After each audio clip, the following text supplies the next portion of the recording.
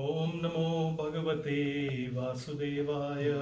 Om Namo Bhagavate Vasudevaya. Is it up there? Yes. Can we chant the sense, the verse, and the translation together? Yeah. Madchitta Madgata Prana Bodhayantaha Parasparam Kathayantascha Mam Nityam Dushyanti Cha Ramanti Cha. The thoughts of my pure devotees dwell in me. Their lives are fully devoted to my service. And they derive great satisfaction and bliss from always enlightening one another and conversing about me. Do we have a volunteer to read the first paragraph of the purport? I don't have the whole purport on the screen. I have parts of it, because the purport is pretty long. Someone? Pure devotees whose Speak up. If you don't pure devotees whose characteristics are mentioned here engage themselves fully in transcendental loving service of the Lord. Their minds cannot be diverted from the lotus feet of Krishna. Their talks are solely on the transcendental subjects. The symptoms of the pure devotees are described in this verse specifically. Devotees of Supreme Lord are 24 hours daily engaged in glorifying the qualities and pastimes of the Supreme Lord. Their hearts and souls are constantly submerged in Krishna, and they take pleasure in discussing him with other devotees. Next paragraph. In the primary stage of devotional service, they relish the transcendental pleasure from the service itself. And in the mature stage, they are actually situated in love of God. Once situated in that transcendental position, they can relish the highest perfection which is exhibited by the Lord in his abode. Lord Chaitanya likes transcendental devotional service to the sowing of a seed in the heart of the living entity. There are innumerable living entities traveling throughout the different planets of the universe, and out of them there are a few who are fortunate enough to meet a pure devotee and get the chance to understand the devotional service. Srimad Bhagavatam is also full of such narrations about the relationship between the Supreme Lord and his devotees. Therefore, the Srimad Bhagavatam is very dear to the devotees as stated in the Bhagavatam itself. In this narration, there is nothing about material activities, economic development, sense gratification or liberation. Any lady?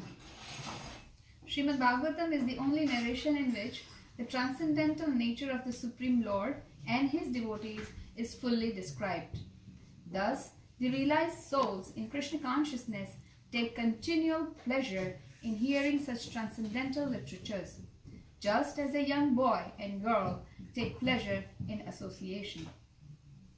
I'll read the verse again, the English. The thoughts of my pure devotees dwell in me.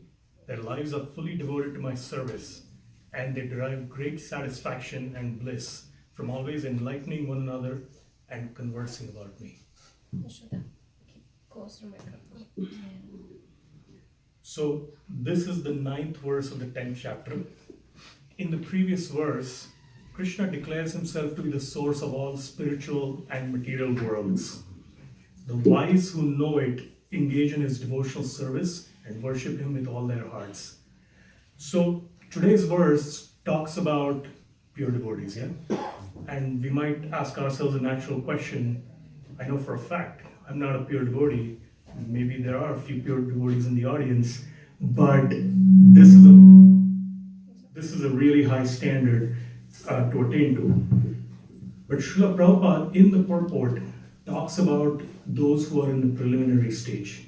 So he talks about how people there are innumerable living entities throughout the different planets of the universe, and out of them there are a few who are fortunate enough to meet a pure devotee and get a chance to understand devotional service. So Krishna elsewhere in the Gita, he talks about how 4 kinds of people approach him for something. Who are the four kinds? One who want money. Yeah? Those who are in want to wealth, Mm-hmm. those who are in Suffering. distress, and Jigyas, those who are inquisitive. Yeah. So Lord Chaitanya tells Rupa Goswami at the beginning of their conversation in Prayag, when they're sitting on Dashashwamedh Ghat in Prayag, he tells him at the beginning of the conversation, Brahmanda Brahmite Korn Bhagyavan Jeev, Guru Krishna Prasade by Bhaktilata Beach. And so it's described how the jiva or the living entity is transmigrating from life to life to life to life among 8.4 million species of life through the material world. And it's described how sometimes the living entity goes up, goes to the heavenly planets, sometimes the living entity comes to this earthly planet, and sometimes the living entity goes down to the hellish planets. And there are all kinds of actions that the living entity takes. And the primary driver for the living entity to be in this material world and to be stuck in this material world is described as avidya or ignorance. And the reason is, why is it avidya? The living entity, you can look around, there are philosophers, there are college professors, there are PhDs, there are corporate people. There are so many people who think they're really, really learned. So why is it described in the scriptures that the living entity is full of avidya or ignorance? And that's because every single living entity who is not enlightened about their true constitutional position is thinking that they are what? The body, right?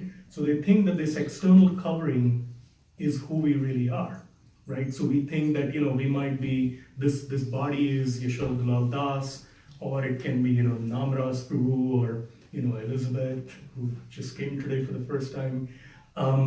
So the living entity's thinking is identifying with this body, and in that body, the living entity is doing so many activities to maintain and sustain that external existence. Yeah? So we are in this life, and we have to, Krishna describes that in this body, we have to work. We have to do something to sustain the body. We cannot just be, people who say, okay, I'm giving up everything. Renunciation means I'm not doing anything anymore. And that's it. I'm going to the Himalayas or I'm going to the forest. Okay. All right. It's okay. I'll try to hold it with one hand. Yeah. So the living entity is transmigrating, is actually acting on the platform of the body. So as we act on the platform of the body, what happens is there are pious activities that we do, and there are impious activities that we do. The pious activities take us up. As we accumulate multiple pious credits in a lifetime, we actually end up going upward towards the heavenly planets or planet higher than where we are living. Inevitably, that balance of pious activities gets depleted and then we fall down. Or sometimes in these bodies, we actually perform sinful actions. And what is sin? In one sense, sin is thought of as like a judgmental, moralistic kind of thing, and it is that. But sin is really something that takes us away from realizing who we really are, that we are spirit soul and we are eternally the servant of Krishna. And so that is the broadest definition of sin. Yeah. So sin is not just performing some abominable activities, killing someone, or doing worse things, even than that. But these activities bring us down, and it's described. Mahaprabhu in his conversation with Rupa Goswami goes through how the living entity actually is bouncing around from life to life, planet to planet, and is enjoying and suffering, all the while thinking that he or she is in that particular body and that's my real existence. And there are so many stories, and of course we don't have time to get into that. There are so many stories where, for example, Indra was once cursed to be in a hog's body, in a pig's body. Yeah, and Indra is the king of the demigods. He's in such a high position, and he's a devotee of Krishna. but he's in that hog's body, and even he identifies himself with that hog's body, to the extent that when Brahma comes down to say, please come back now and resume your position of Indra, he's like, no, I'm so happy here. Look at my little piglets, look at my little, pig wife. I'm so, she's so beautiful. She wiggles her tail like this, and we all wallow in the manure. And he's thinking, he's identifying himself with that body. So what to speak of like the king of the demigod? So people like us, right? Unless we are enlightened as to what our position is, we also tend to wallow in this ignorance. And a jiva wanders birth after birth through the material world. And so far it's sounding really bleak, isn't it? Like it's starting to sound very depressing. Like, we're bouncing around and, we seem to be like trapped in this material body, and what's going on? Don't worry, I'm going to actually further depress us, and then we'll come back out. Okay? So let's see what chapter 14 of the 5th canto of the Srimad Bhagavatam talks about. So the chapter actually describes the forest of material enjoyment, and it describes how the material world is constructed and how the jiva, the living entity, actually travels through the material world, identifies himself or herself with the objects of the material world, and keeps getting further and further entangled. Now, if any of you has been to a forest, you'll see that, as you enter, it sounds really nice. There's a pathway, and then if you wander off, right, you start getting into the thicket, there's bushes, and you say, this path is boring, it's so straight. I'm going to actually cut through the thicket, and I'm going to actually wander around. And there's a nice little river there, so I'm going to go down and look at that river. And you start walking that way, and you think you're actually fully in control of your directions. But after like an hour and a half, you realize, I think I'm totally lost. And then you try to like break out of that forest, and you keep wandering around in circles, and you keep going deeper and deeper into the forest. And that's what happens to the living entity. So can we pull up the second verse that's in this?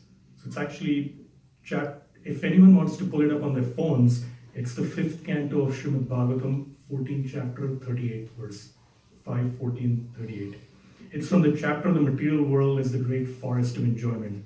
And this is Shukdev Goswami answering Maharaj Parikshit's question on the direct meaning of the material forest.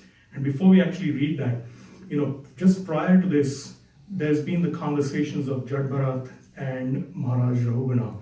And those conversations are pretty heavy. I love these sections of the Bhagavatam because these are like, when I read that, I'm like smacked out of my own avidya, because I read it and I say, my God, that's me. So I need to like really be careful, and I need to, dig myself out, and I need to seek the help of devotees.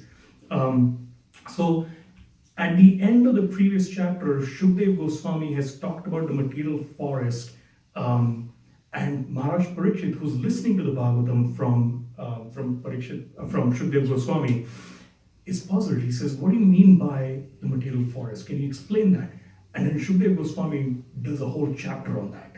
So he doesn't just do 1 or 2 verses, he does a whole chapter. But I picked this particular verse, and this time we'll start with the ladies to read this. Why don't someone read the first paragraph? From the chapter, that one? Yeah, the path of this material world. Oh, okay. The path of the material world is full of material mysteries and various troubles disturb the conditioned souls. Sometimes he loses and sometimes he gains. In either case, the path is full of danger. Sometimes the conditioned soul is separated from his father by death or other circumstances. Leaving him aside, he gradually becomes attached to others, such as his children. In this way, the conditioned soul is sometimes illusioned and afraid. Sometimes he cries loudly out of fear. Sometimes he's happy maintaining his family. And sometimes he's overjoyed and sings melodiously. I couldn't see something. Yeah. In this way, he becomes entangled and forgets his separation from the Supreme Personality of Godhead since the time immemorial. Thus, he traverses the danger of path of material existence, and on this path, he's not at all happy. Starting the light. Yeah. Someone read the next line, next paragraph. What is there? You can just read loudly. Yeah. Yeah, you can. Those who are self-realized simply take shelter to the Supreme Personality of Godhead in order to get out of this dangerous material existence. Without accepting the devotional path, one cannot get out of the clutches of material existence. The conclusion is that no one can be happy in the material life. One must take to Krishna consciousness. So the purport here again is a little long, so I only took a couple of lines out of this. Someone want to read the next few lines? All the Shastra's advice. All the Shastras therefore advise that one associate with devotees and saintly people. Sadhu Sangha, Sarva Shastrikaya, Lava Matra Sadhu Sangha, Sarva Siddhihaya. Chaitanya Charitamrit, Madhya Leela 22:54. Even by a little association with the devotees, the conditioned soul can get out of this material condition. This Krishna consciousness movement is therefore trying to give everyone a chance to associate with saintly people. You can finish, Swati. Therefore, all the members of this Krishna consciousness society must themselves be perfect sadhus in order to give a chance to fallen conditioned souls. This is the best humanitarian work.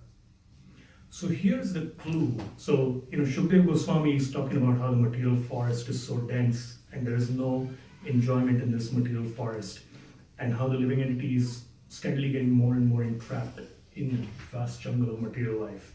And the chapter talks about family life, and obviously, there are caveats.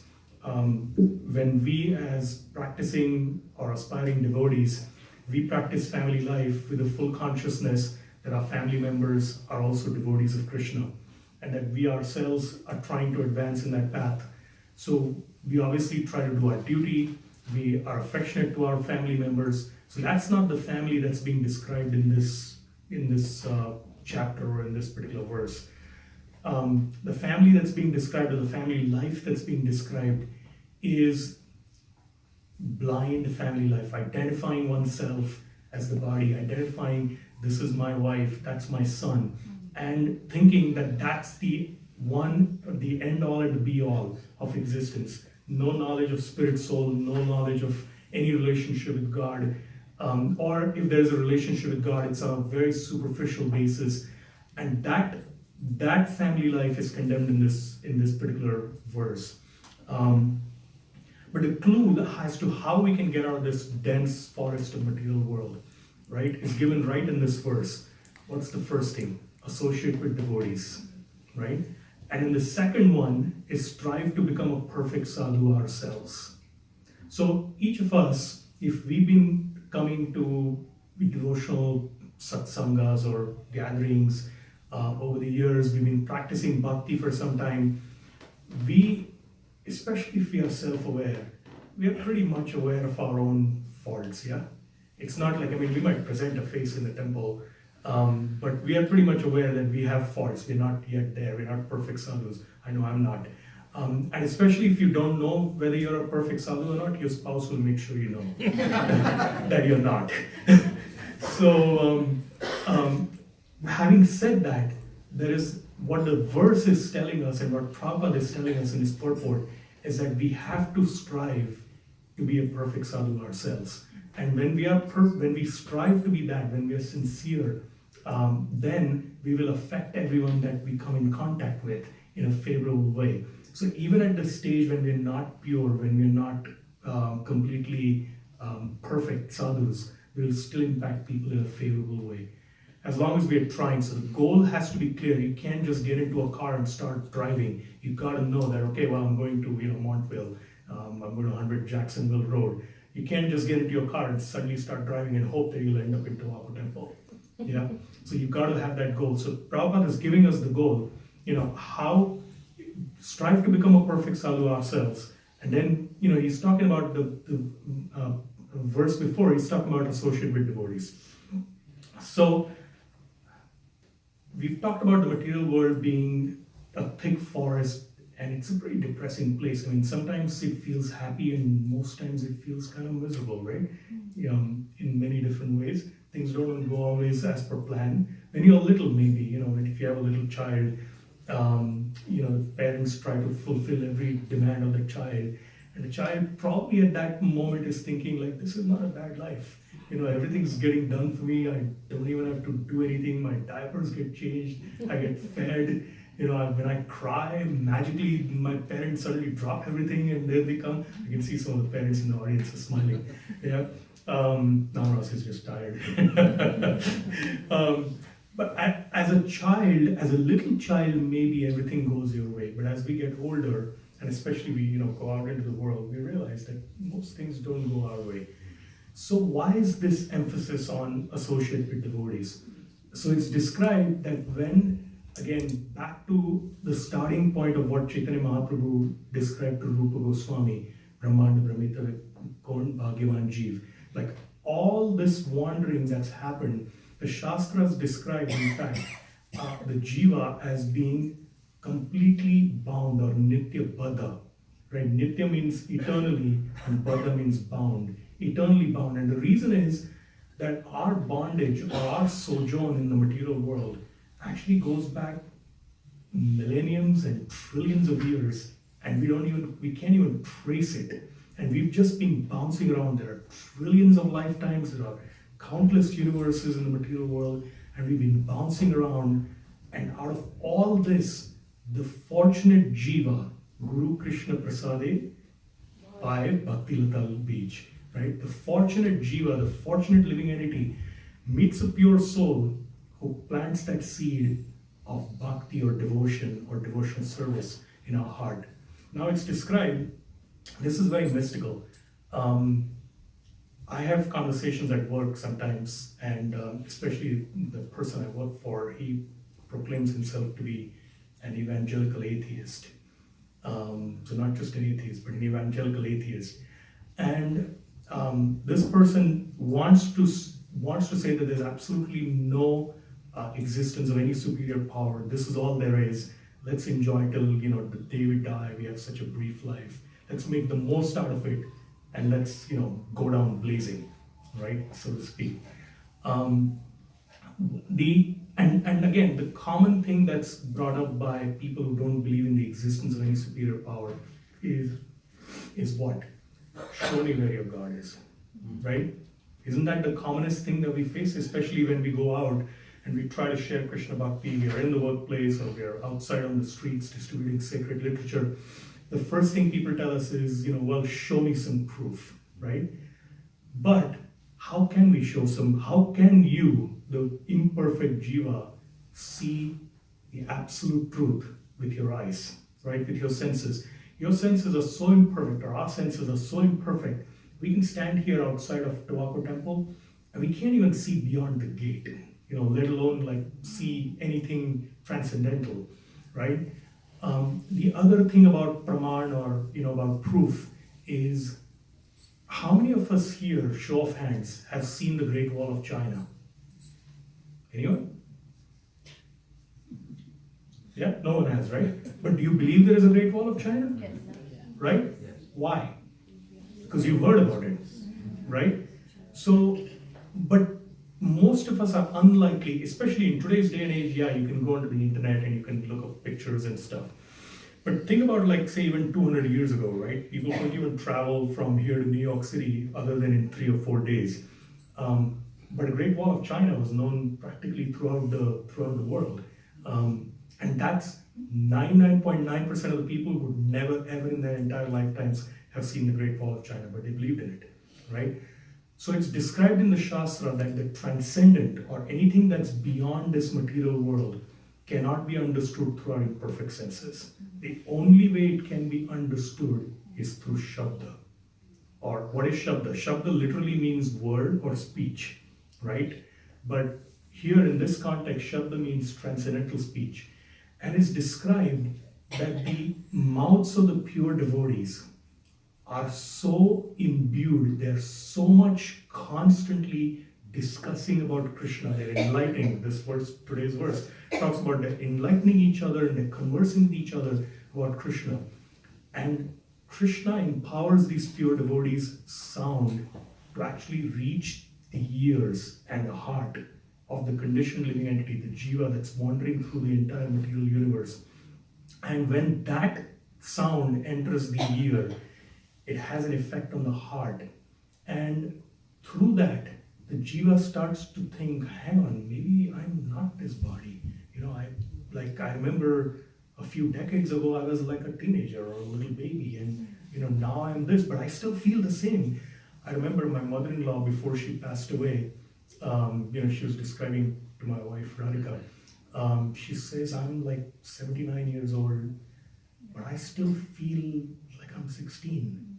But I look at myself in the mirror and I'm like a totally different person, right? And of course, the Bhagavad-Gita and Krishna says that, the soul passes from boyhood to youth to middle age, old age, right? So we know that. But it's the Shabda that comes from the mouth of a pure devotee that enters our ears and then enters our heart and that awakens us. And that's the seed that is planted. That Prabhupada in the purport that we read, the 9th verse of the 10th chapter of Bhagavad-Gita, that's the bij or the seed that Prabhupada is talking about. And that seed, when it enters the heart, it sits there. Now, some of you who might garden would know this. You can't just throw a seed onto the ground and hope it fructifies into a plant, right? You gotta dig the ground, and then you gotta put it carefully, and you gotta cover it, and you have to water it, and then you have to build a little fence around it, especially if you live in deer country, because otherwise the deer are going to eat that little sapling that comes out, right? When the little sapling grows into a bigger bush, you still might have to protect it because there might be, fruits that bears are interested in. And so there are so many things that you have to do to make that little seed grow into a plant, right? And it's the same thing about the association of devotees. So we heard that the pure devotee plants the seed in the heart of a living entity through their sound vibration, right? But that's not the end. In fact, it's the very beginning. It's like a little bit of like a false dawn, if you wake up at 3:30, you look across the horizon, you see a little glimmer and you think, wow, the sun's going to rise. But of course, it's 3:30, so the sun's not going to rise for another 2 or 3 hours, right? So it's a bit of a false dawn, but it's still a promise of a brighter future, right? And so this particular bij has to be protected in various ways. But before I talk about that, I want to read one last verse. Put it up on the screen. It's from the Srimad Bhagavatam. It's actually one of my favorite verses in the Bhagavatam. It's the 25th verse of the 25th chapter of the 3rd canto. This is Lord Kapila giving instructions to his mother on devotional service. And the chapter is titled The Glories of Devotional Service. Someone want to read? You want me to read the... In the Association of Pure Devotees. In the Association of Pure Devotees, discussion of the pastimes and activities of the Supreme Personality of Godhead is very pleasing and satisfying to the ear and the heart. By cultivating such knowledge, one gradually becomes advanced on the path of liberation, and therefore he is freed, and his attraction becomes fixed. Then real devotion and devotional service begin. Yeah.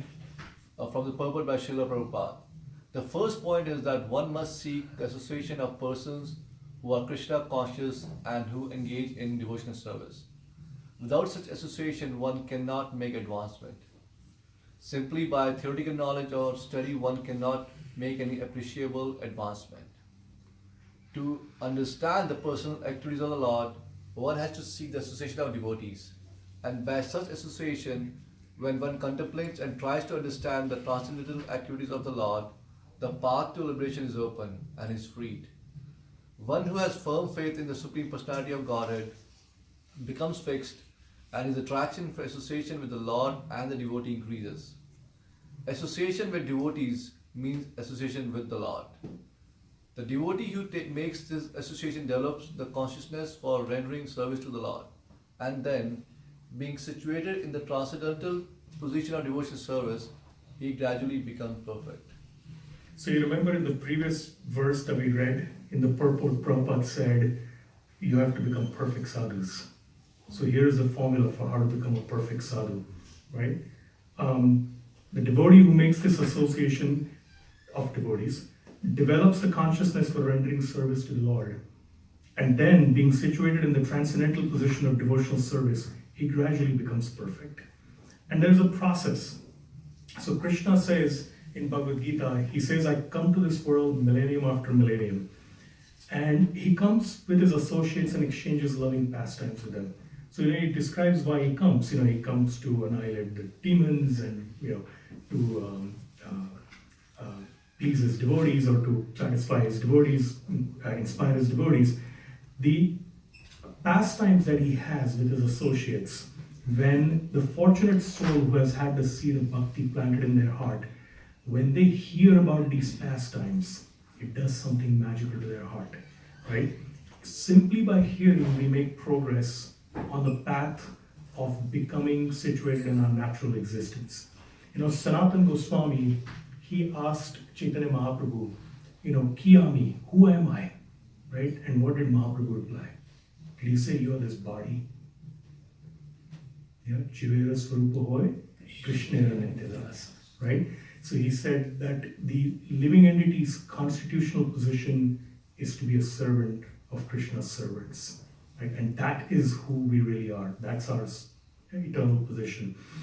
But we have to associate with devotees not on a one-off basis. There's a motivational speaker called Zig Ziglar. Anyone heard of him? Yeah. So he once made a statement. I love this statement. He says, people tell me that motivation is hard and it doesn't last. So is cleanliness. That's why we tell people to bathe every day. Right? And the reason I love this is, in the Bhagavatam it says, Nityam Bhagavata Sevaya. Yeah? It says, I hear Bhagavatam every single day. So Zig Ziglar somewhere must have heard about Srimad Bhagavatam's admonition, right? Bathe daily, that's why we keep, that's why we bathe daily, right? Because cleanliness doesn't last either. Our Krishna consciousness doesn't last long either if we don't associate with devotees, we don't hear regularly. I know this for a fact, and Radhika and I, when we sit down and at the end of the day we discuss, if for whatever reason my work day has been crazy, and I haven't had, say my work week has been crazy, and it's say Thursday, and I haven't really had a chance to read more than a verse of Bhagavatam, maybe not even a verse of Bhagavatam. So there are times in the year when I'm really, really crazy in my work. I'm working late, early morning, late night, can barely chant my rounds, so what to speak of reading Srimad Bhagavatam and reading Bhagavad-Gita. And I notice, by that Thursday, the charge in me has gotten weak. It's kind of like a cell phone. When we use it all day and we don't charge it, it goes down to and then it goes into low power mode, and then the 20%, the 10%, and then finally it conks up, right? We have to hear regularly. There was one class several years ago that I heard. It's stands out like a beacon. And so even when I'm super, super tired, at the end of a long day, I try to read at least a few verses of Bhagavatam before going to bed. And it's because of this one class I heard. It was from Satchidananda Swami. Many years ago, I think it was on Nityananda Trayadashi that he spoke, where throughout the class, he was just begging the devotees, please, he says, I know you have kids, I know you have jobs, I know you have a family, I know you have so many commitments. He says 5 minutes, 10 minutes a day, please read Bhagavatam every single day. And he says just a little Bhagavatam added to your daily practices, of hearing, chanting your japa and leading your existence will transform your life. And every time I feel like I'm too tired or I've had a long day and it's already 9:30 and all I want to do is go to bed, I remember that and I try to go and read Bhagavatam because it's really, it's our connection. And simply by hearing, the Bhagavatam is full of different verses, different pastimes that are narrated. I just put 3 up there. There are others, in the 5th canto, in the 4th canto, in the 1st canto, that constantly talk about the effect of hearing Srimad Bhagavatam and what it does to our heart. It cleanses our heart. It puts us, Srimad Bhagavatam is described as the Amala Purana, right? It's the spotless Purana, it's the spotless scripture. And Srimad Bhagavatam does not talk about anything of this world.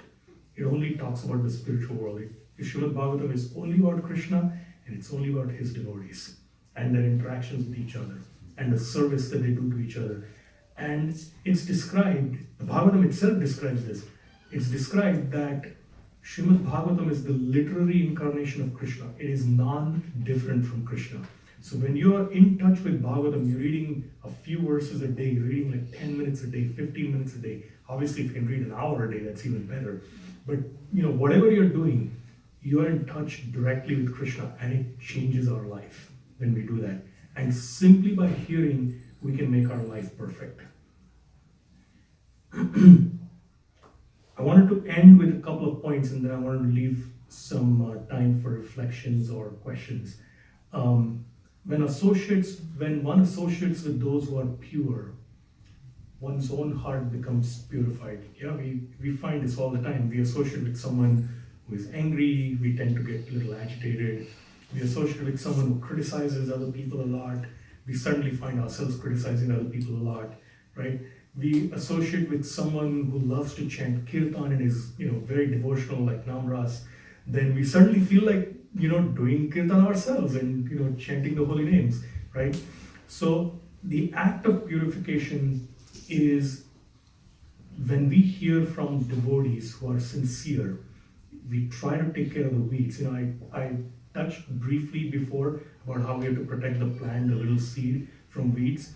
And the various weeds that come up, when we hear every day and when we follow devotional practices like chanting, we'll also find not just the plant of bhakti grows, but also the weeds grow. And there are some prominent weeds that are mentioned, for example, pratishtha, the desire for prestige, like I'm someone, even in the temple sense, right? We start feeling like I have this service and I'm in charge of such and such, or I'm a board member, or I'm a president of the temple, or I lead kirtans every single Thursday or every Sunday. We start getting attached to that position, and people come and say, Prabhu, what a great kirtan you led, right? Or you're such a fantastic leader, and you're like, see, I'm trying to be humble, but that's me. I'm fantastic, right? And so that desire for adoration, that prestige, is a weed that grows when we hear, because it's not gone from the root yet. There are other weeds that come up, whether it's not acting as per the instructions of the Shastra, envy. We start envying other devotees. Envy is a funny thing. We don't envy people in fields that we don't care about. So, for example, I personally don't have any intention or aspiration of ever becoming a nice artist, drawing stuff, right? So I can look at someone who draws beautifully and say, wow, that's so fantastic, and I'm genuine from my heart. But what if I have aspirations of being a great kirtan leader, and I don't lead any kirtan, or I lead lousy kirtan, because I don't have musical training? Then I secretly look at someone and say, man, I wish I could lead kirtan like that. If it stops there, it's still fine, you can work on it. But it gets worse when you start envying that person, and you might even want to glorify them. Or, the worst thing of all, because of that envy, you start finding faults, and then you tell others, he leads nice kirtan, but you should watch how his character is. He doesn't really chant his rounds properly, or he doesn't read every day. And you start whispering, you start doing a whisper campaign. And Giriraj Swami, in one of his books, Watering the Seed, he tells a story about how Prabhupada had instructed him to go out with one particular devotee for making life members in Juhu. And Maharaj says that he didn't particularly like that person, so he was trying to avoid going out with that person, and one excuse or the other. And Prabhupada noticed this, and you couldn't fool Prabhupada, right? So Prabhupada noticed this and called him and said, well, why are you not going out? I asked you several days ago to go out with this one particular person. And Maharaj said, he made one excuse after the other. And then Prabhupada said, that's not the real reason. What is the real reason? And Prabhupada put him on the spot, and he says, you don't really like him, do you? And then Maharaj had to admit yes. And Prabhupada became very grave. He says, yes, we won't love every single person that we associate with in the temple, but one should never dislike any devotee, and one should never work against that devotee.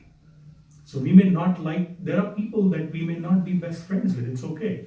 we can be Haribol and keep a respectful distance, but to actually work against a devotee and to garb it in or disguise it as, I'm really, trying to serve Prabhu, I know that this person is really not a good person.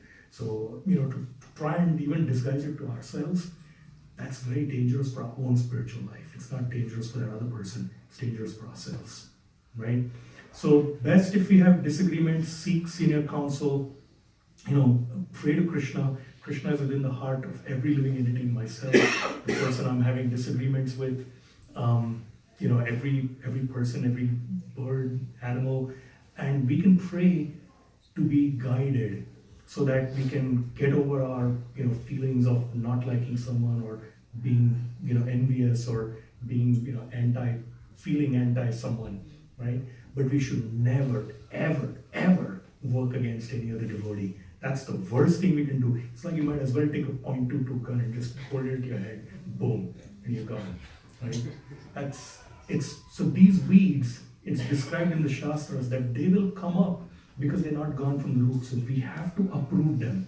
And for that we need the association of devotees. Sincere friends, we will hear from them, we'll be in their association, we'll try to discuss Krishna Katha, and then when we get the association of exalted souls, we'll actually hear from them, we'll serve them, and we will make progress along the devotional path.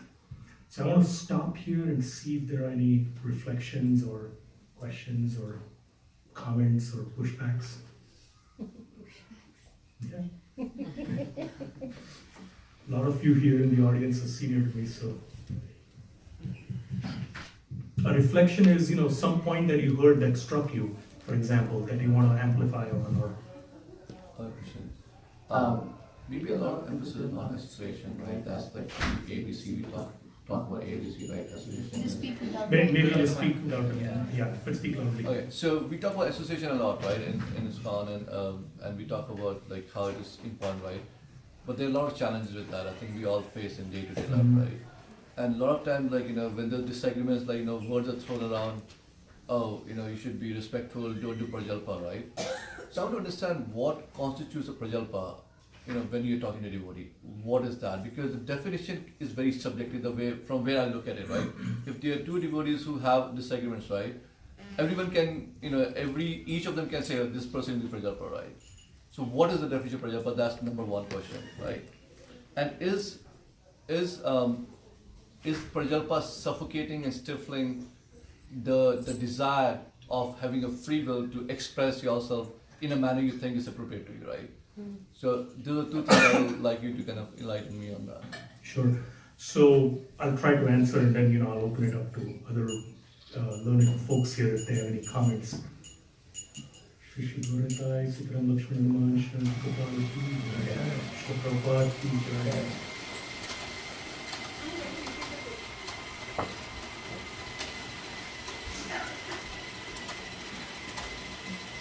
In the strictest sense, Prajalpa. Just wanted to repeat the question. Oh, sorry. Repeat the question. What is Prajalpa?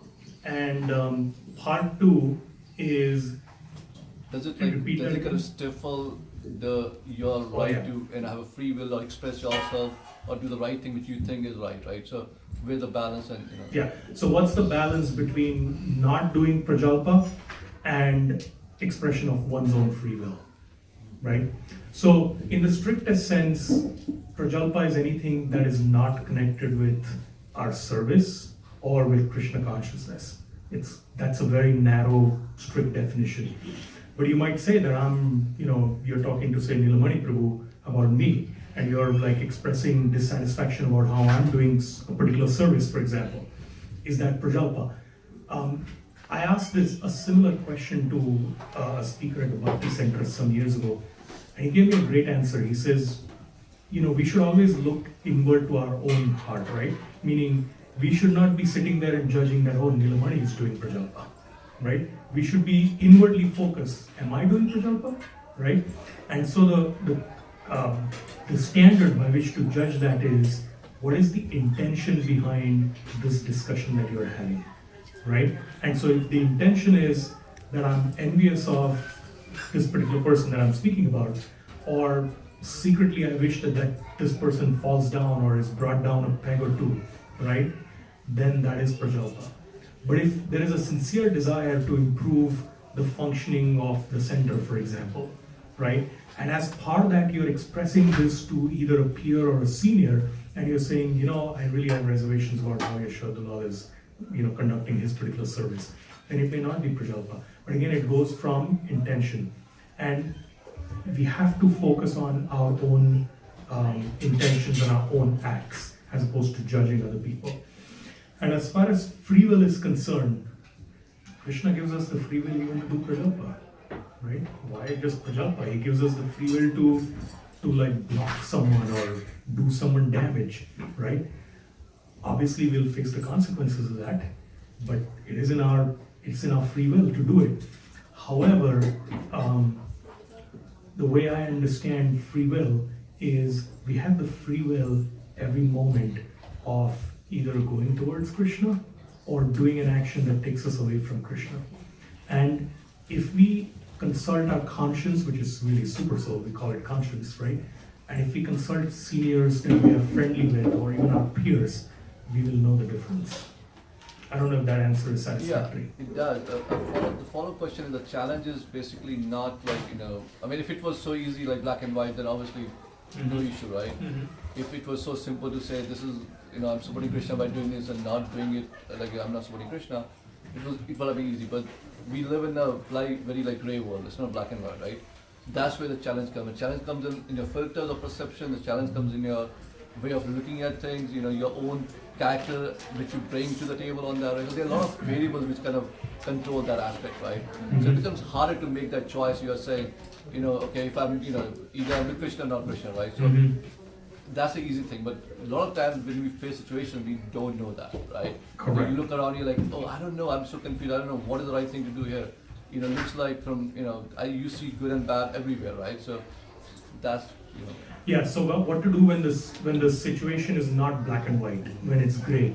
And that's a great question, and therefore we are told that we always rely on the tripod of Guru, Sadhu and Shastra. So we read Shastra.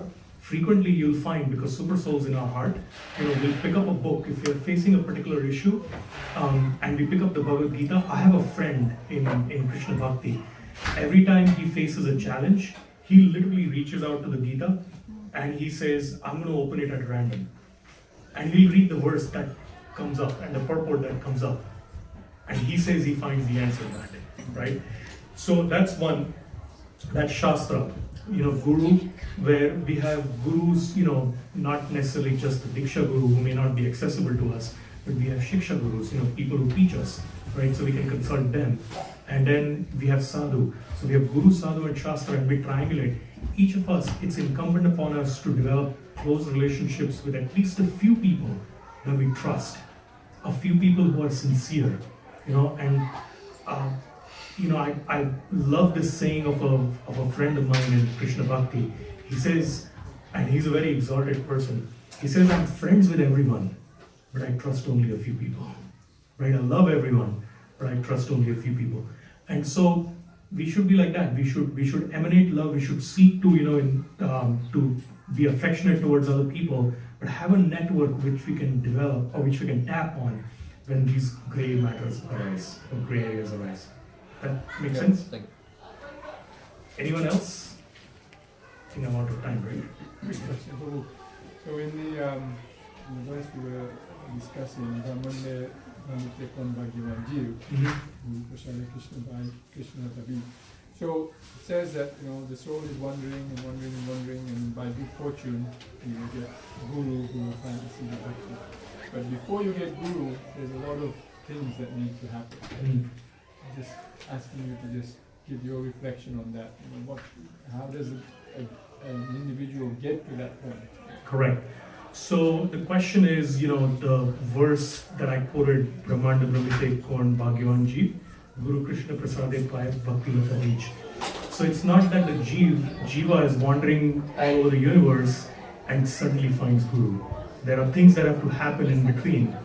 And actually, I was listening to a class by Bhakti Rasamrita Swami once, and he talks about how we, in the wanderings of a Jiva, they will meet different spiritual people or spiritual practitioners and slowly but surely do one act here, one act there, which is called Sukriti, right? Agyat Sukriti, or unknowing good acts, right? Someone, and I know this because, like, for example, Chaitanya Charan Prabhu, who we all know, I took him to the Bhakti Center a few weeks ago, a few months ago when he was here.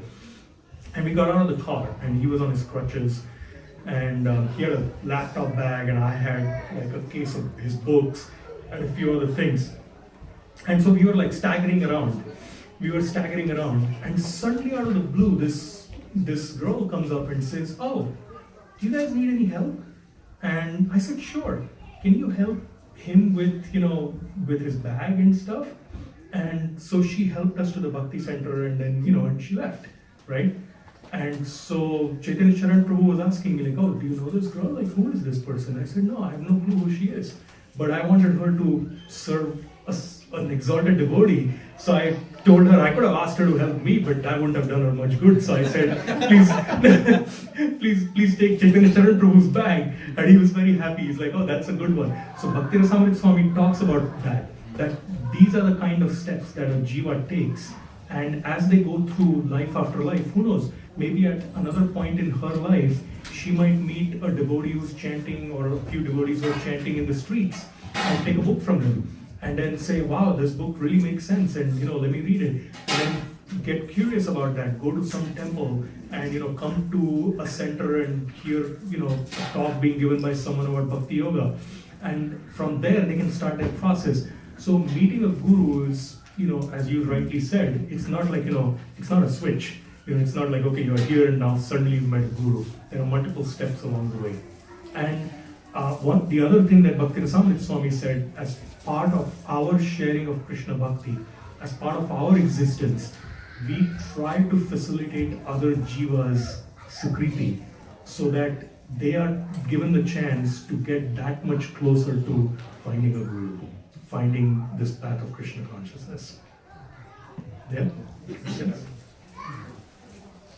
Thank you very much. Hare Krishna. Srila Prabhupada.